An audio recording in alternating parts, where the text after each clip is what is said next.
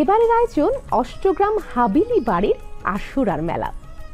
আশুরা মানে আষাঢ়া, বাংলায় যাকে 10 সংখ্যাকে বোঝায়। প্রকৃত অর্থে আষাঢ়া থেকে এসেছে আশুরা, যার অর্থ মহররম মাসের 10 তারিখ। আশুরা উপলক্ষে কিশোরগঞ্জের অষ্টগ্রামে মহররম মাসের 10ম দিন বসে মেলাটি। তবে অন্যান্য মেলা পার্বণের মতো নয় এই মেলা। এখানে মেলাকে ছাপিয়ে আয়োজনের উপলক্ষ বা পার্বণ বেশি আলোচিত হয়।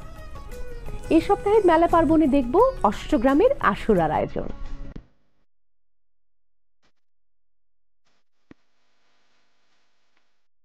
পাড়ার প্রতিটি বাড়িতে বাড়িতে চলে আশুরার তাজিয়া তৈরির কাজ।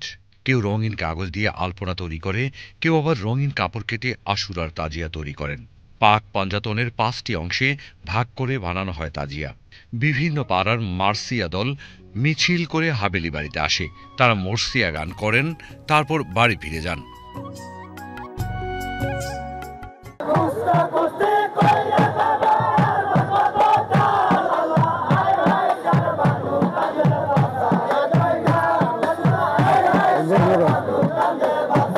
চা তোলার সঙ্গে সঙ্গে আমরা এখানে সালাম জানানো হয়, নবীজিকে সহজভাবে সালামের সিস্টেম সালাম জানাই।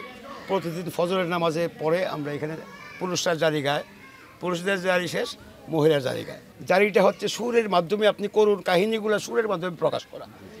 আর মার্সিয়াগুলো হচ্ছে বিভিন্ন ভিন্ন ভাষায় এটা প্রচার করাকে মার্সিয়া বলে। এটা হচ্ছে মূল এটা হচ্ছে কোনো শোকগাথা জিনিস আপনি সুরের মাধ্যমে প্রকাশ করেন, এটাকে জারি। এবং মার্সিয়াটা হচ্ছে উর্দু ফার্সি মিক্সড করা থাকে। এইটাও এই শোকগাথা আনুষ্ঠানিক থেকেই মার্সিয়া বলি আমরা। বাড়ি ফিরে যার যার তাজিয়া নিয়ে চলেন অষ্টগ্রামে নির্মিত কল্পিত কারবালা মাঠে। সেখানে এলাকার সকল তাজিয়া এসে হাজির হয়। সাজিয়ে রাখা হয় তাজিয়াগুলো। প্রায় 3 ডজন তাজিয়া একত্রে দেখতে বেশ লাগে।